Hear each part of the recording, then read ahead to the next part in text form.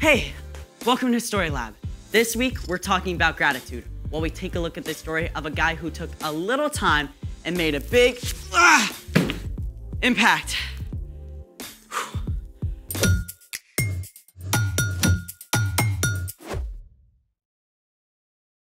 Hey, I'm Skylar. And I'm Sebastian. We're talking about gratitude, which is letting others know you see how they've helped you. Got some heavy reading to do? I gotta write a bunch of thank you cards to the people who came to my party last week. That's great. And it takes forever. Saying thank you can be fun. Do you have a timer on your watch? Yes, as a matter of fact, I don't have my watch. No worries. We'll make one. Are you sure we have the time? Watch me. Well, let's stop tick-tocking and get to it. Let's make it. Today, we're going to make time. Sounds great. Wait, like a time machine? Welcome to the future. Not that kind, silly. We're going to make an hourglass. Oh, I love watching the sands of time fall. Well, this one doesn't use sand, but it's still pretty neat. Now, you'll need 2 empty water bottles with no labels. They should be the same size, with the same size caps. I got these from a recycling bin. Perfect. We'll also need 2 straws, duct tape, food coloring, hot glue sticks, scissors, a drill, and a hot glue gun. I think that's everything. All right. First, glue the 2 caps together. Let's plug this hot glue gun in. It's in.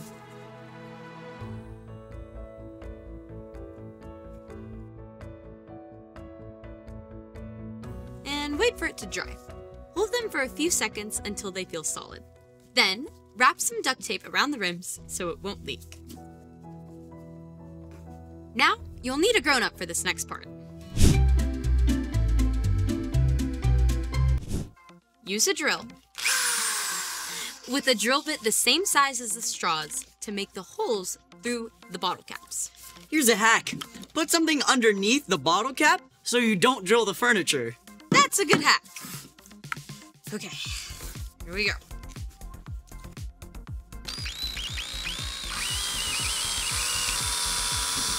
There we go. Easy as pie. Perfect. Now, use a pair of scissors to get rid of all the yucky leftover pieces. I'd say we're clear now. Next, cut the straws so they're 2 inches long. Next, push them through the holes and add some hot glue around the rims. I got that. Alrighty. In the end, one straw should stick up and the other one should be sticking down, just like this. Before we get to the final steps, let's move all this out of the way. Now, it's time to fill the bottles. We're going to need a cookie sheet and some funnels. Here's the funnels. Perfect. We fill one with oil and one with water. Perfect. What color should we make the water? Decisions. How about blue? My favorite color. Now the hard part. Uh-oh. On the count of 3, we flip the bottle of oil onto the bottle of water and screw the bottle upside down. Ready? Yes. Okay. 1, 2, 3. Go. Screw. I think we got it. I think we got it.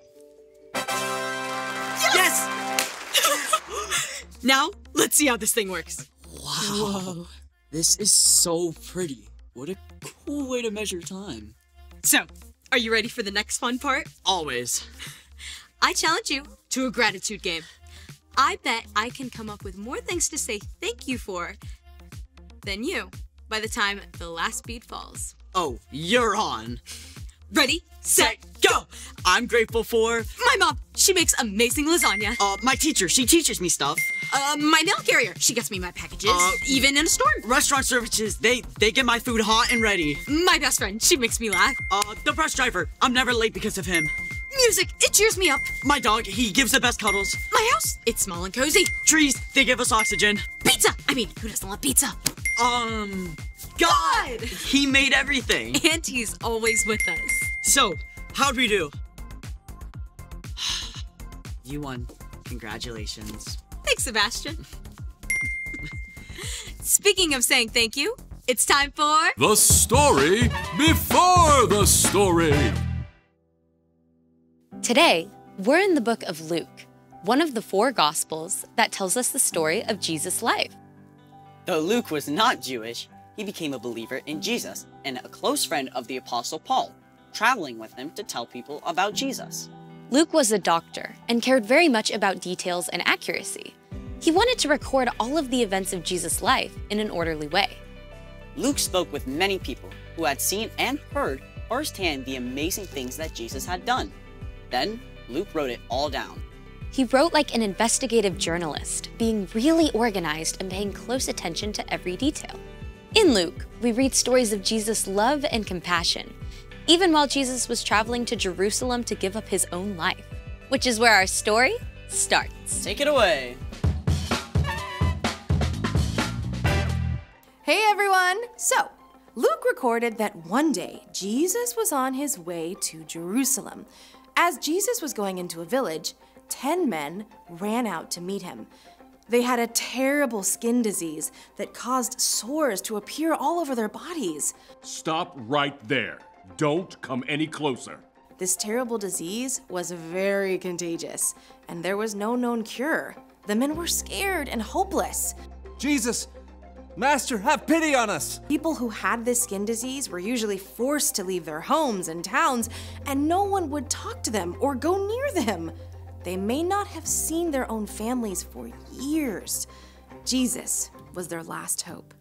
Jesus' followers must have been shocked that Jesus didn't back away from the men. He looked straight in their eyes and said, "Go, show yourselves to the priests." I bet the men were confused. They didn't feel or look as though they were healed. They may have argued about whether to do as Jesus said. The priests say we're unclean. How can we return without being healed? They'll just send us away again. But what do we have to lose? I think we should do it. Even though Jesus' instructions didn't make sense, they headed toward town to find the priest. And get this, while they were on the way, their sores started to disappear. They were healed. Oh, look at my arm. The sores are gone. And my legs, they're clean. We're healed. The men were so happy that they ran straight to show the priests. But one of them stopped. Jesus made us well. I've got to say thank you. The 10th man ran back. He was so grateful. He threw himself at Jesus' feet. Praise God. This man was a Samaritan. Some people didn't like Samaritans and treated them badly. Yet, the Samaritan man was the only one who returned. Thank you. Thank you. Thank you. Weren't all 10 healed? Where are the other 9? Didn't anyone else return and give praise to God except this outsider? Get up and go. Your faith has healed you.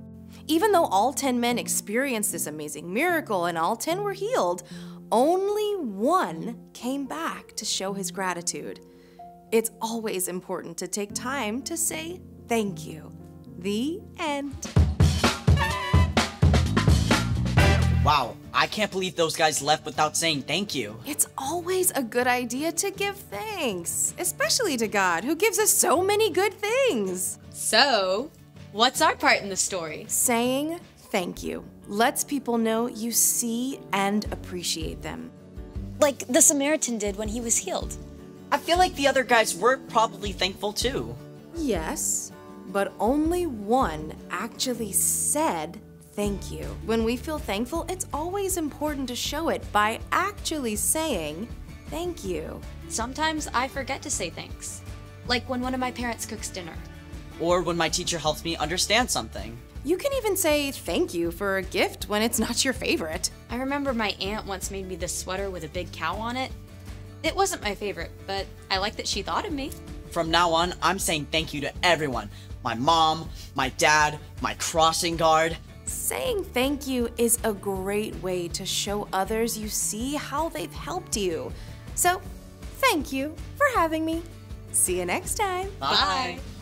So here's the thing. Take time to say thank you.